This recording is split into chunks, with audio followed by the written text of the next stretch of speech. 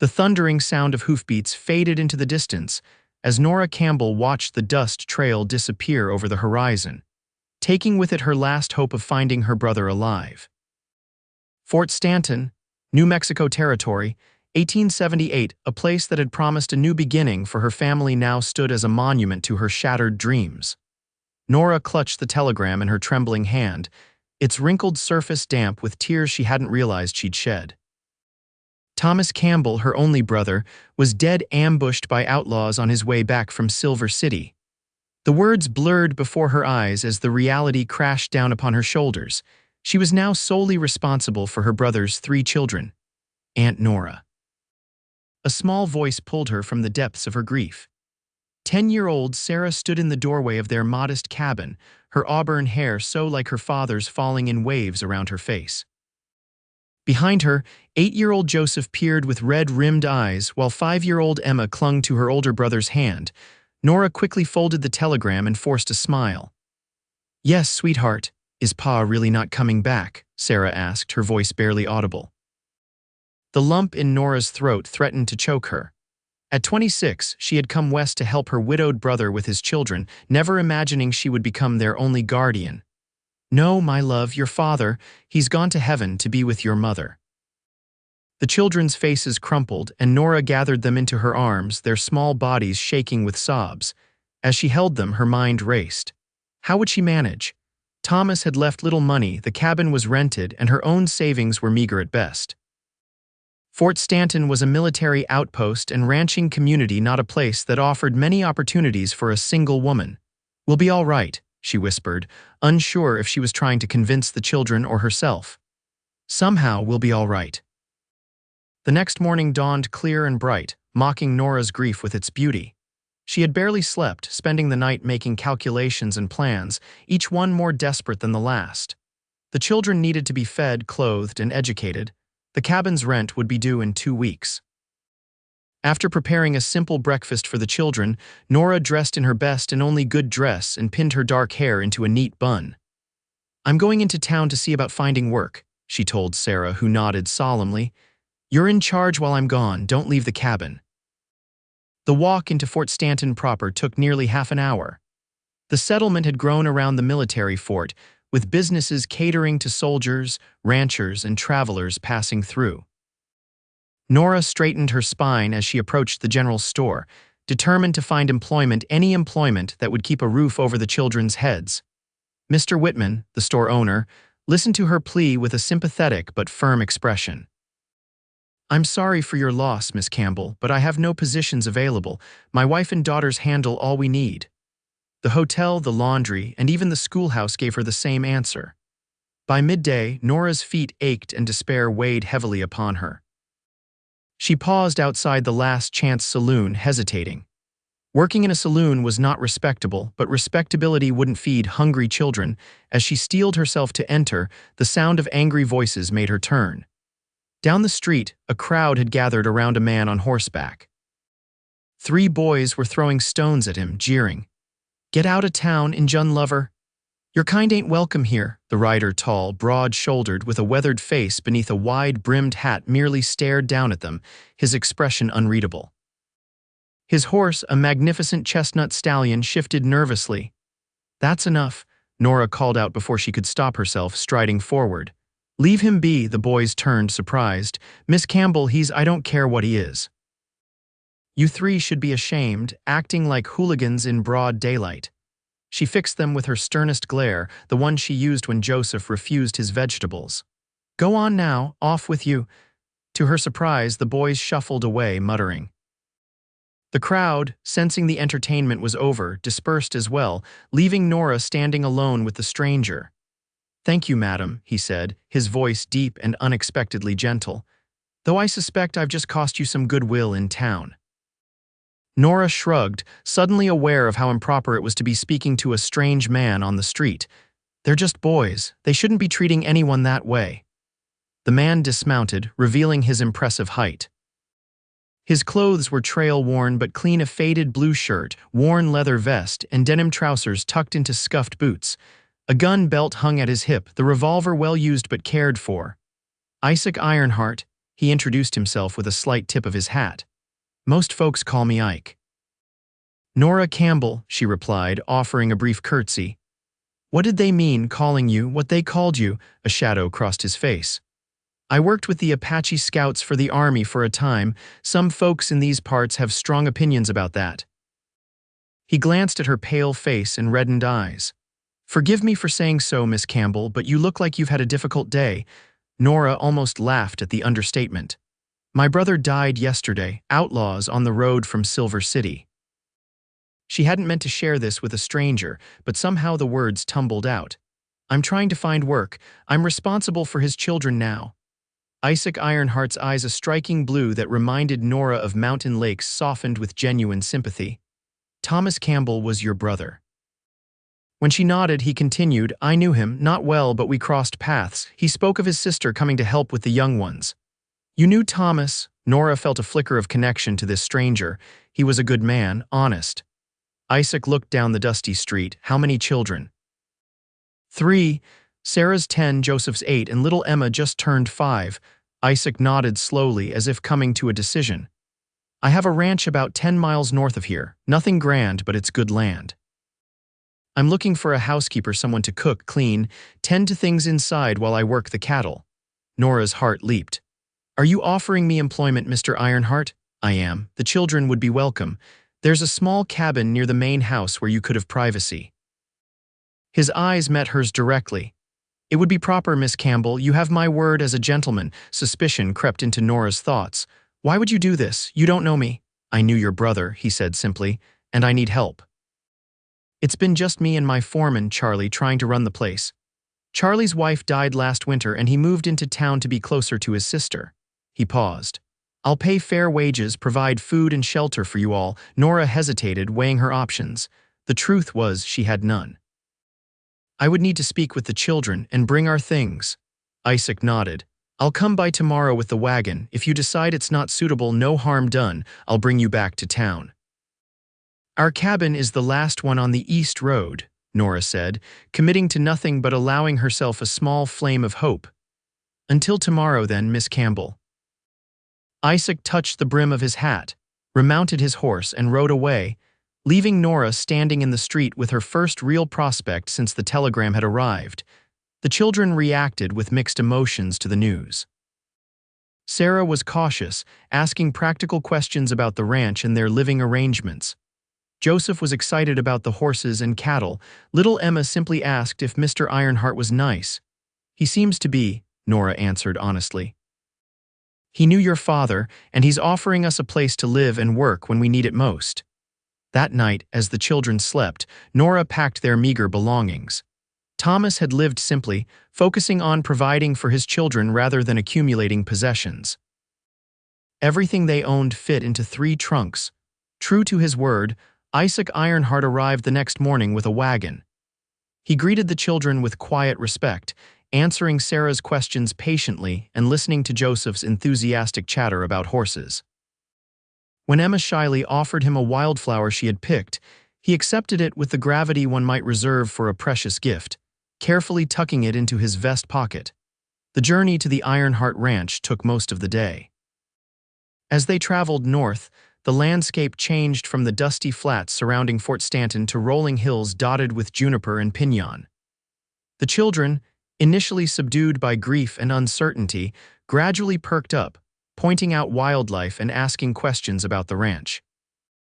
"Do you have many cattle, Mr. Ironheart?" Joseph asked, bouncing slightly on the wagon seat. "About 200 head," Isaac replied. "Mostly Herefords with some Longhorn mixed in, and call me Ike, all of you. Mr. Ironheart makes me feel like my father." "Do you have horses?" Joseph persisted. 8. Working stock mostly, but there's a gentle mare that might be suitable for riding lessons if your aunt approves." Joseph's eyes widened with delight, and he turned to Nora with a pleading expression. "We'll see," she said, unable to dampen his enthusiasm. "First, we need to settle in."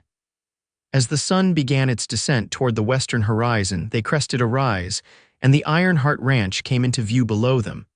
A sturdy 2-story house stood in a clearing, surrounded by outbuildings, a barn, stables, bunkhouse, and the promised smaller cabin. A creek ran through the property, its banks lined with cottonwoods that provided welcome shade. "It's beautiful," Nora breathed, genuinely impressed. "Thank you," Isaac said, a note of pride in his voice. "I built most of it myself with help from men I hired.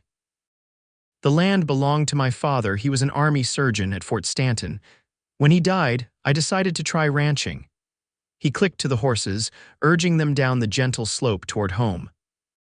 The smaller cabin, as promised, was clean and cozy, 2 bedrooms, a common room with a fireplace and a small kitchen.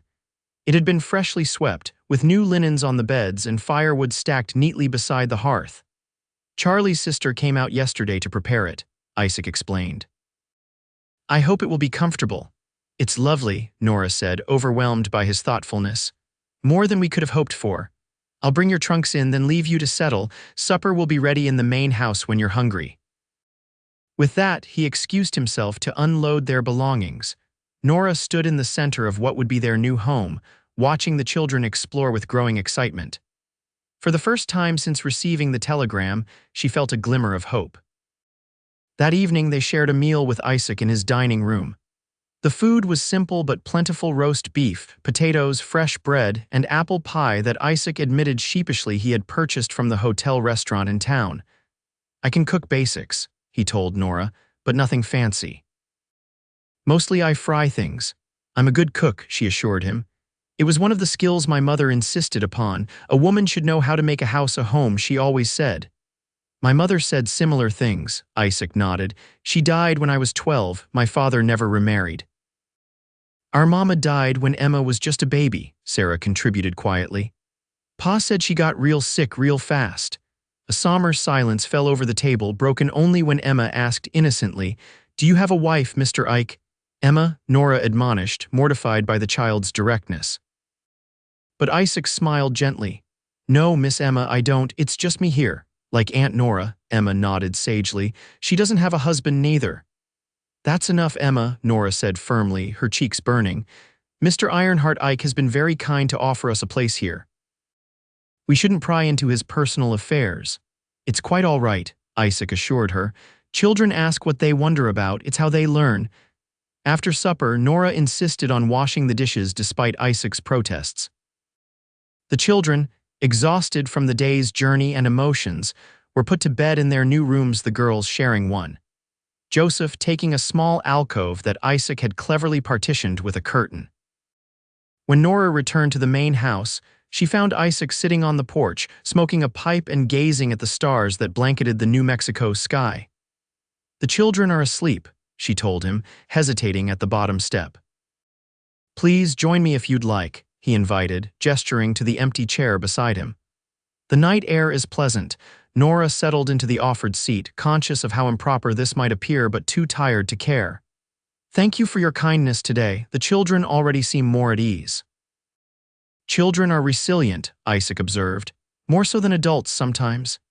"Yes," Nora agreed softly, thinking of how quickly her own childhood had ended when her parents died, leaving her to find work as a governess at 17. Though they shouldn't have to be. They sat in comfortable silence for a while, listening to the night sounds: crickets chirping, an occasional owl hooting, the distant lowing of cattle. "Tomorrow I'll show you around the ranch properly," Isaac said eventually. "The children too, if they'd like. Then we can discuss your duties and wages." "That would be fine," Nora nodded. "Though I should warn you, I've never been a housekeeper before. I worked as a governess in Philadelphia before coming west." Isaac turned to look at her, his expression curious in the moonlight. "What brought you to Fort Stanton, if I may ask?"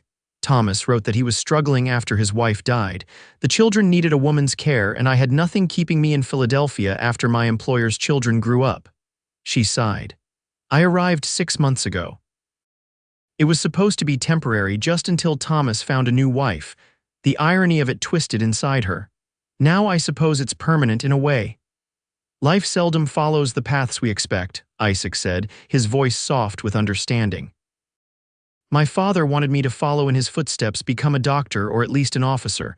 Instead, I spent years as a scout, then became a rancher." "Do you regret it?" Nora asked. Isaac considered the question. "No," he said finally. "I've seen more beauty in this land than most men see in a lifetime. I've known freedom, made my own way."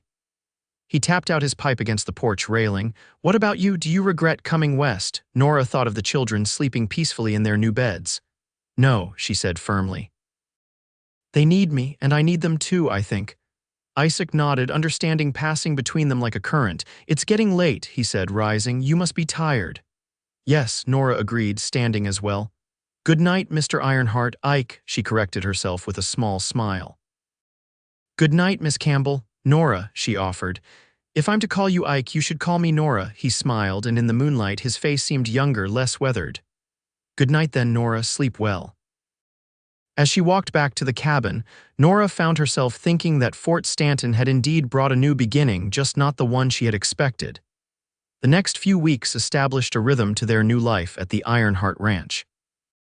Nora rose early each morning to prepare breakfast for Isaac before he went out to work with the cattle. The children quickly adapted to ranch life, Sarah helping Nora with household tasks, Joseph trailing after Isaac whenever permitted, and Emma exploring the safe areas of the ranch under her siblings' watchful eyes. Nora discovered that running a ranch house was hard but satisfying work. She cleaned, cooked, mended, and planted a kitchen garden with seeds Isaac procured from town.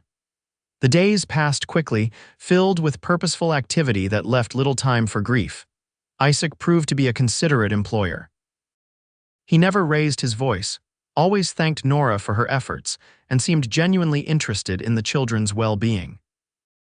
He brought books for them from his own collection, taught Joseph basic horsemanship on the gentle mare he'd mentioned, and patiently answered Emma's endless questions about ranch life. One evening in late May, about a month after their arrival, Nora was hanging laundry behind the cabin when she heard hoofbeats approaching. Turning, she saw Isaac riding in with another man older, grizzled, with a limp as he dismounted. Nora, Isaac called, dismounting as well. This is Charlie Wilson, my foreman. Charlie, Miss Nora Campbell. Charlie removed his hat, revealing thinning gray hair. Pleasure to meet you, madam. Ike here says you've been setting things to rights around the place. Nora smiled, extending her hand. It's nice to meet you, Mr. Wilson. Ike speaks highly of you. Call me Charlie, everyone does, he said, shaking her hand firmly. I've come to help with the spring branding. Got a few new calves that need the Ironheart mark. Charlie will stay in the bunkhouse for a few days, Isaac explained. I hope it's not too much trouble to feed an extra mouth. Not at all, Nora assured him. I'll be happy to cook for both of you. Charlie grinned, revealing a gap where a front tooth should have been. Ike says you're a fine cook. Been living on my sister's attempts at biscuits for weeks now. Hard as rocks they are, Nora laughed. I'll make sure you get proper biscuits while you're here. Over the next few days, Nora observed the easy camaraderie between Isaac and Charlie as they worked together. Charlie, she learned, had been with Isaac since the ranch's beginning, helping to build most of the structures and establish the herd. He treated the children with gruff kindness, entertaining them with stories of his younger days as a buffalo hunter and army scout. Ike saved my life once, he told them one evening as they all sat on the porch after supper. Back when he was scouting for the army, Apache war party had me pinned down in a canyon. I'd taken an arrow in the leg, that's why I limp now. Ike rode in 6 against 1 and somehow got me out alive. Nora glanced at Isaac, who was staring into his coffee cup, seemingly uncomfortable with the praise. You were a scout? Sarah asked, fascinated. For 5 years, Isaac nodded. I spoke some Apache learned from my father, who treated them at the fort. The army found that useful. Is that why those boys in town called you names? Joseph asked innocently. A tense silence fell. Nora had nearly forgotten about the incident that had led to their meeting. Some people, Isaac said carefully, believe that the only good Indian is a dead one. I disagree. I've known good men and bad men among both Indians and whites. That's why some folks give Ike a wide berth, Charlie added. Too many lost family to raids back in the bad years. They don't understand that not all Indians are the same, just like not all white men are the same. That's very true, Nora said, meeting Isaac's eyes across the gathering darkness. People should be judged by their actions, not by where they come from or who their people are. Isaac held her gaze for a moment, gratitude evident in his expression. After Charlie returned to town, life at the ranch settled back into its routine, but with subtle changes. Isaac began joining them for supper more regularly, not just accepting Nora's invitations but occasionally extending his own. The children grew comfortable with him, especially Joseph, who shadowed the rancher whenever possible. One Saturday in early June, Isaac suggested they all ride to a special spot on the ranch, a small lake fed by springs, where cottonwoods provided shade and wildflowers bloomed in profusion. "It's a beautiful day for a picnic," he told Nora. "I thought the children might enjoy swimming." Nora packed a basket with fried chicken, biscuits, and apple tarts while Isaac readied the horses. Sarah and Joseph would ride their own mounts. Isaac had been giving them lessons while Emma would ride with Nora, and Isaac would lead a pack horse with their supplies. The lake proved to be even lovelier than Isaac had described.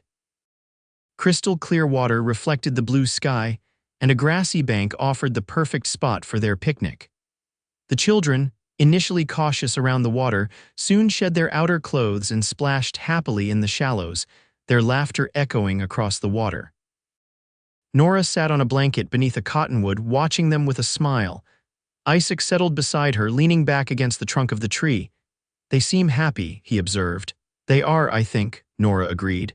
"Happier than I would have thought possible so soon after Thomas's death." She turned to look at him.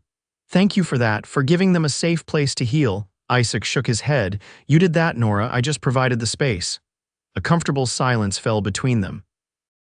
Nora was acutely aware of his presence beside her, the clean scent of soap and leather, the steady rhythm of his breathing, the way the dappled sunlight through the leaves played across his strong features. "May I ask you something personal?" she ventured finally. "Of course." "Why have you never married? She hesitated, suddenly embarrassed. "You're a good man with a fine ranch. Surely there have been opportunities." Isaac considered her question, his blue eyes thoughtful. "There was someone once, the daughter of an army officer at Fort Stanton. We were young. I was 22, she was 19. Her father didn't approve of a scout who spent more time with Indians than with his own kind." His voice held no bitterness, only a distant sadness. "She married a lieutenant and moved east. After that, I was away with the army for years. By the time I came back to start the ranch, I was 30, set in my ways." "And now?" Nora asked, surprising herself with her boldness. Isaac turned to look at her directly, his gaze intense. "Now I'm beginning to think I was waiting for something I couldn't name." He paused, seeming to debate whether to continue. Aunt Nora, look," Emma's voice interrupted whatever Isaac had been about to say. The little girl was standing in the shallows, proudly holding up a smooth stone. "It's shaped like a heart." Nora rose, half relieved and half disappointed by the interruption. "Let me see, sweetheart." The moment, whatever it had been, passed, but Nora felt something had shifted between them. As they rode home in the golden light of late afternoon, Emma drowsy against Nora's chest, she caught Isaac watching her with an expression she couldn't quite decipher, but that made her heart beat faster. June turned to July, bringing intense heat that shimmered over the New Mexico landscape. The creek that ran through the ranch property slowed to a trickle, and Isaac spent long days ensuring the cattle had access to what water remained. The dry conditions brought another challenge: fire. One night, Nora was awakened by shouts and the smell of smoke. Rushing outside in her nightgown and hastily donned robe, she saw flames licking at the edge of the eastern pasture, where lightning had struck a dead tree. Isaac was already organizing a response, directing the 2 young cowhands he had hired for the summer. "Get those horses clear of the barn," he shouted. "Nate, ride for Charlie and any men he can bring." Nora hurried to the main house, where Isaac was filling burlap sacks with water from the pump. "What can I do?" she asked. "Keep the children in the cabin," he said grimly. "If the wind shifts and the fire comes this way, get them to the creek bed. It's mostly stone there, you'll be safe." "I can help," she insisted. "The children are still asleep. If I wake Sarah, she can watch the others." Isaac paused, assessing her determined expression. "Take these to the men," he said finally, handing her the wet sacks. "They're using them to beat out the edges of the fire. Stay back from the main flames." For hours they fought the fire, Isaac, the cowhands, Charlie, and men from neighboring ranches who arrived as dawn broke. Nora shuttled water, tended to minor burns with salve from Isaac's medical kit, and prepared food for the exhausted firefighters. By mid-morning, they had contained the blaze, though several acres of grazing land were lost. The men, blackened with soot and smoke, gathered at the ranch house where Nora had coffee and food waiting. "Could have been worse," Charlie declared, accepting a cup of coffee. "If the wind had been up, we might have lost the whole eastern range." "We were lucky," Isaac agreed, his voice hoarse from smoke. His shirt was singed in places and a burn on his forearm needed attention. "Let me see to that," Nora said, gesturing to his arm. He followed her to the kitchen, where she gently cleaned the burn with cool water before applying salve. "You should rest," she told him, concerned by the exhaustion evident in his face. "Soon," he promised.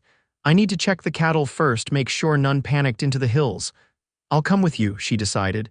"Sarah's watching Joseph and Emma. They're making breakfast for the men." Isaac looked as if he might protest, then nodded. "All right, but we'll take it slow." They rode east toward the scorched area. The smell of burning hung in the air, and the landscape was transformed blackened earth where yesterday there had been grass and scrub. Yet already Nora could see signs of the land's resilience. In places where the fire had burned quickly, green shoots were visible beneath the ash. "It will recover," Isaac said, following her gaze. "The first rain will bring new growth. Fire is part of this land's cycle." They located the cattle gathered in a draw a mile north of the burned area, unharmed but nervous. As they were heading back to the ranch, the skies darkened suddenly and fat raindrops began to fall. "A blessing," Isaac said, looking up with a smile, "though we could have used it yesterday." The rain increased rapidly, becoming a downpour. They urged their horses to a trot, but by the time they reached the ranch, both were soaked to the skin. Laughing, they dismounted in the yard and ran for the shelter of the house porch. "You're drenched," Isaac said, looking at Nora with concern. "So are you," she countered, suddenly aware of how his wet shirt clung to his broad shoulders. They stood there, rain drumming on the porch roof, water dripping from their clothes, looking at each other with new awareness. Slowly, Isaac reached out to brush a wet strand of hair from Nora's face. His fingers lingered on her cheek. "Nora," he said softly, "I know this is improper, but I need to tell you, Miss Campbell," Charlie's voice boomed from the barn. The lightning started up again. "Better get those horses in the stable." Isaac's hand dropped and the moment shattered. "I should go help," he said, regret evident in his voice. "Yes," Nora agreed, breathless from what had almost happened. "The children will be wondering where I am." That night, lying in bed listening to the rain, Nora acknowledged the truth she had been avoiding for weeks. She was falling in love with Isaac Ironheart. The realization both thrilled and terrified her. She had come to Fort Stanton to help her brother, not to find a husband. Her responsibility was to Thomas's children, ensuring they were safe, educated, and happy. Romantic entanglements could complicate everything. And yet, when she thought of Isaac, his quiet strength, his kindness to the children, the way his eyes crinkled when he smiled, her heart raced, and her practical concerns seemed less important. The next morning, she rose early as usual to prepare breakfast.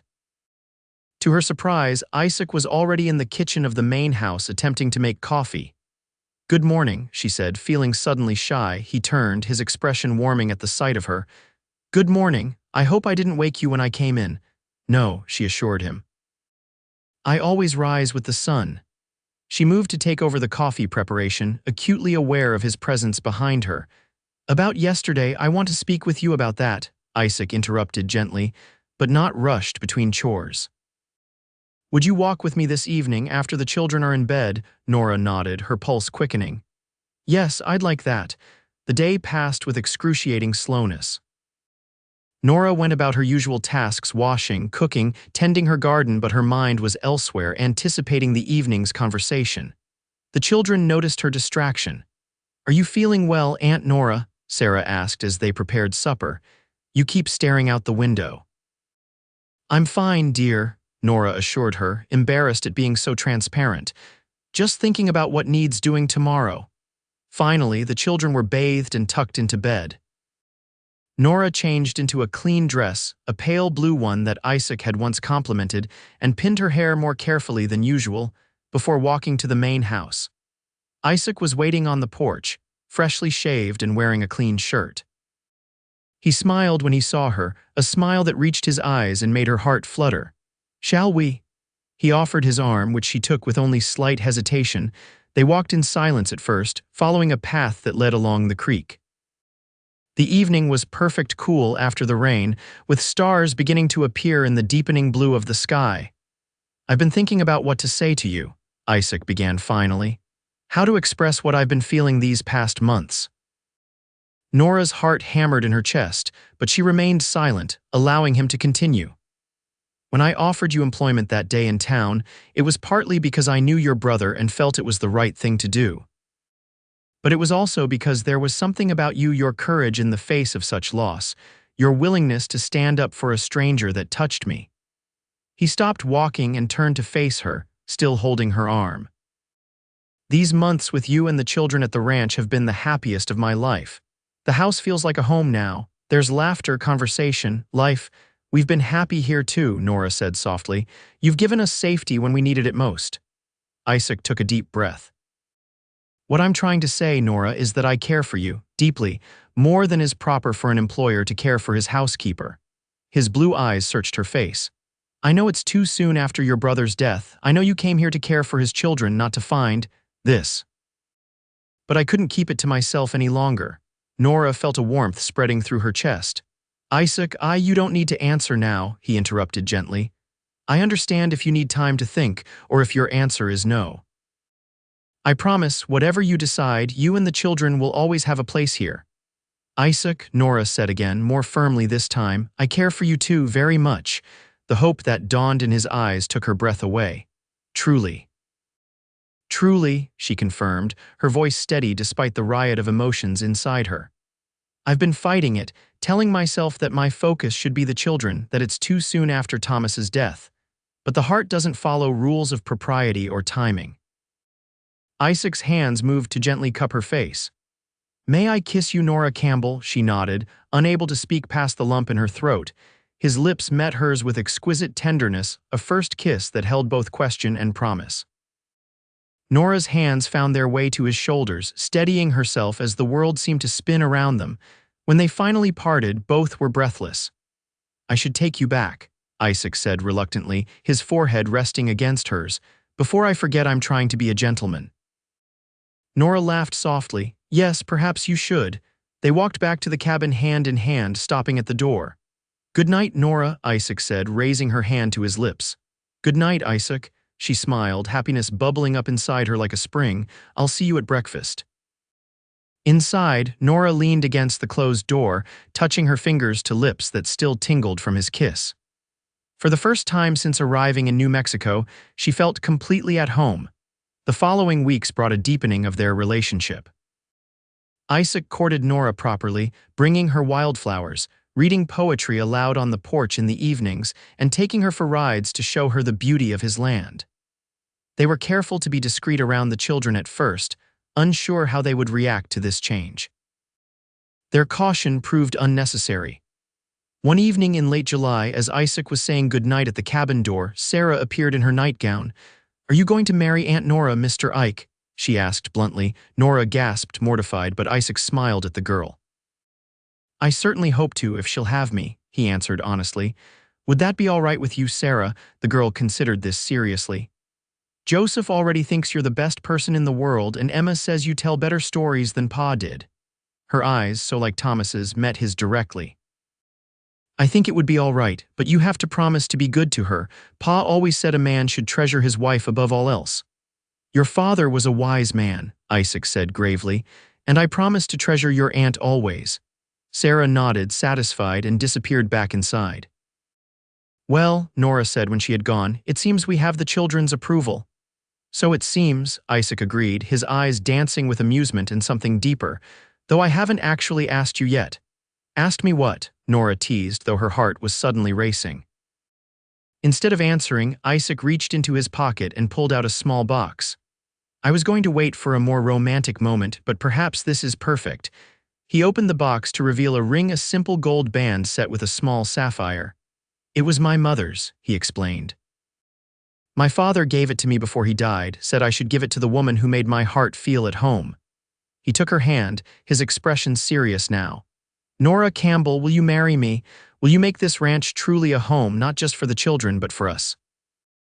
Will you let me help you raise them, as their uncle by marriage and, I hope, as a father figure they can rely on?" Tears filled Nora's eyes.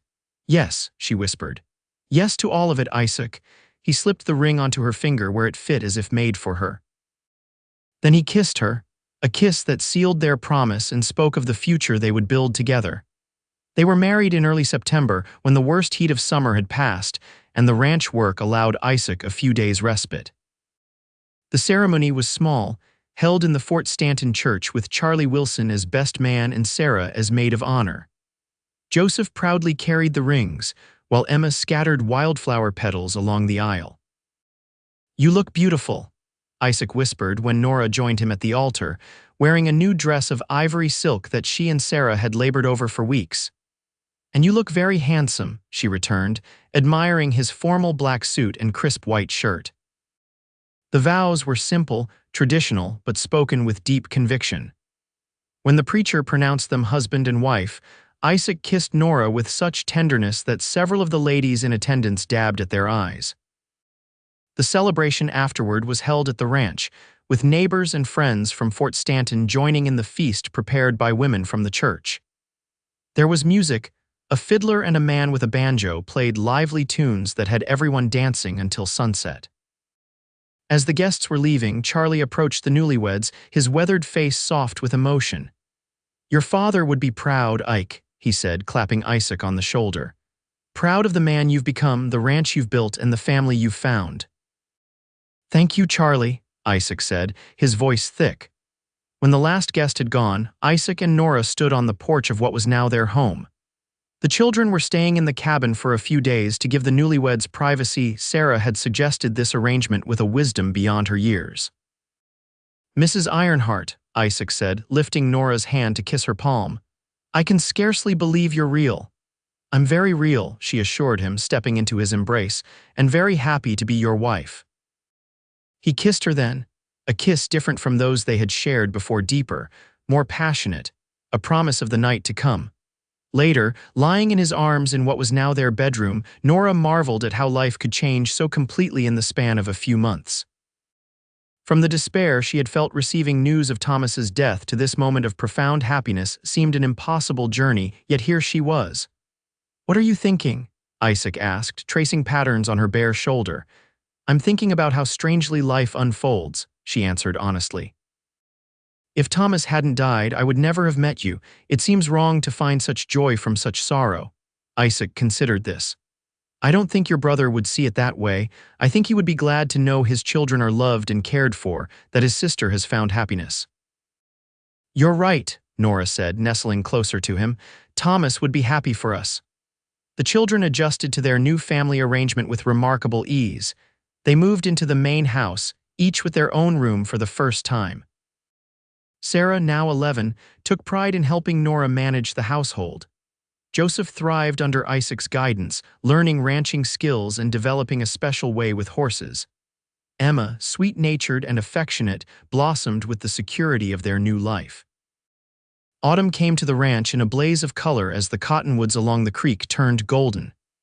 The cattle were fat from summer grazing, and Isaac declared it would be a good year, despite the fire that had damaged part of their range.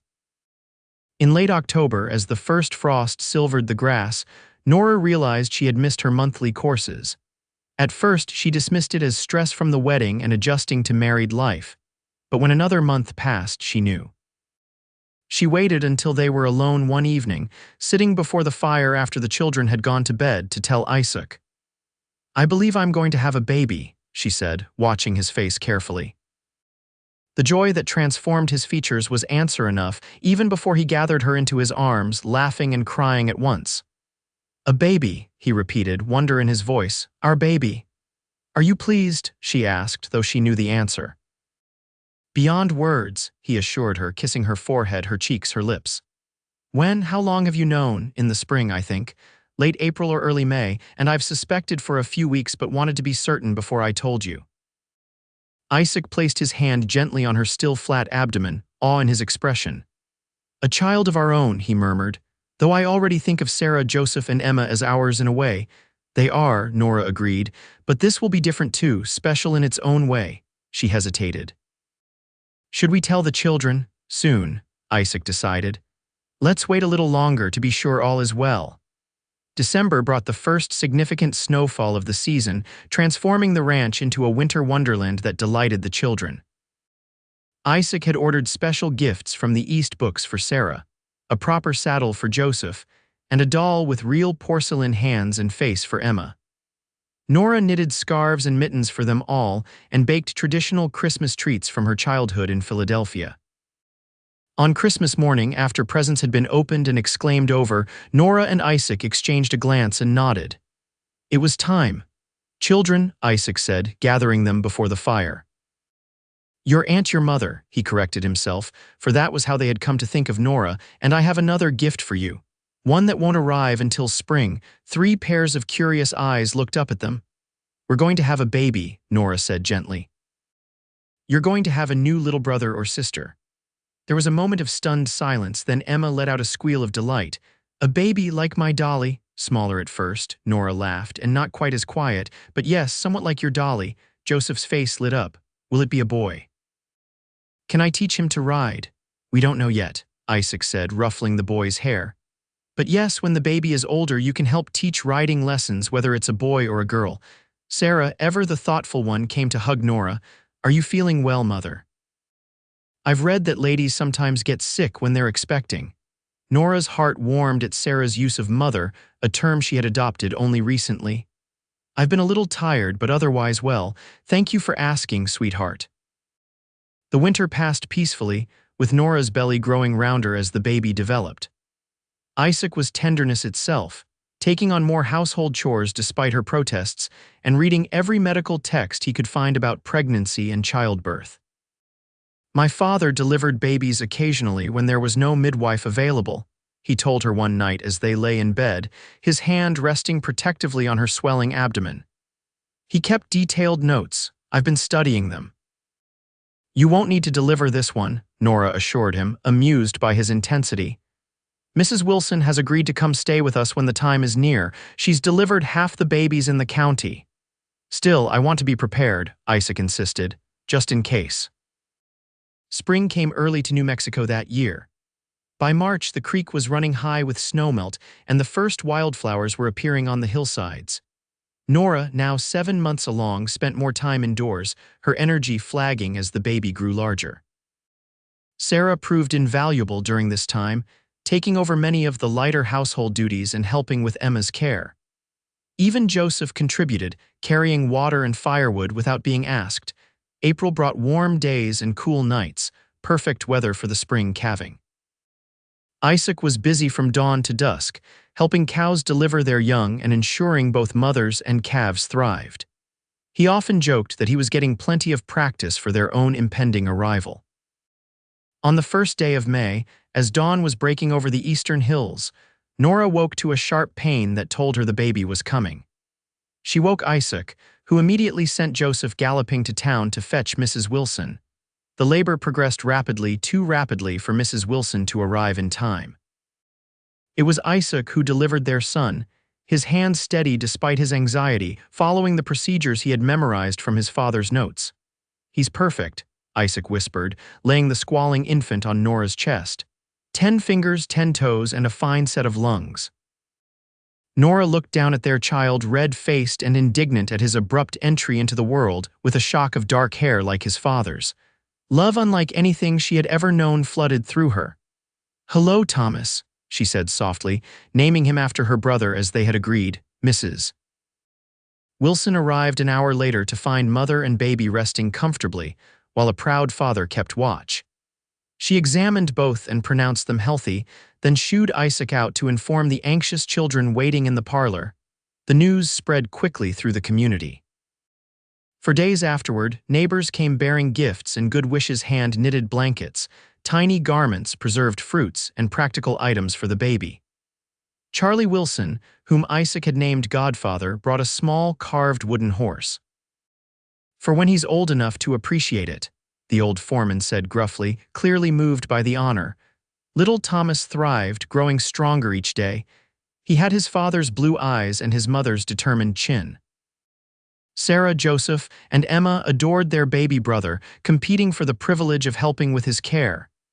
"He's the luckiest baby in the territory," Nora observed one evening as they sat on the porch watching the sunset. Thomas was asleep in her arms while the older children played a game of tag in the yard. So many people who love him. Isaac's arm tightened around her shoulders. We're all lucky, he corrected gently. 2 years ago, I was a lonely rancher with a quiet house. Now look at us. Nora leaned her head against his shoulder, contentment washing over her. When Thomas died, I thought my world had ended. I couldn't imagine how I would care for his children alone. And then a cowboy said, "Let me help you raise them," Isaac finished, smiling at the memory of their first meeting. "The best offer I ever accepted," Nora said, tilting her face up for his kiss. As the sun set over the Ironheart Ranch, painting the sky in shades of gold and crimson, Nora Campbell Ironheart reflected on the journey that had brought her here. From the depths of grief to the heights of joy, from uncertainty to belonging, from solitude to family, it was a path she could never have foreseen but would never regret taking. In the years that followed, the Ironheart family continued to grow and flourish. Sarah eventually married the son of a neighboring rancher, settling on land adjacent to her childhood home. Joseph fulfilled his early promise with horses, developing the Ironheart Ranch into one of the finest horse breeding operations in the territory. Emma, with her mother's encouragement, pursued education and became one of New Mexico's first female schoolteachers. Thomas Ironheart grew into a strong young man who combined his father's quiet strength with his mother's compassion. He was joined by two sisters, Eleanor, born 2 years after him, and Catherine, who arrived 3 years later, completing their family. Isaac and Nora watched their children and grandchildren grow with pride and gratitude, never forgetting the chance meeting in Fort Stanton that had brought them together. Their love, born in adversity and nurtured through challenges, remained the foundation of everything they built, a testament to the healing power of family and the unexpected blessings that can arise from life's darkest moments. The Ironheart Ranch stood as a symbol of their journey, a place where strangers became family, where grief gave way to joy, and where a woman left alone with her brother's children and a cowboy who offered to help raise not just those 3 children, but a legacy of love that would endure for generations to come.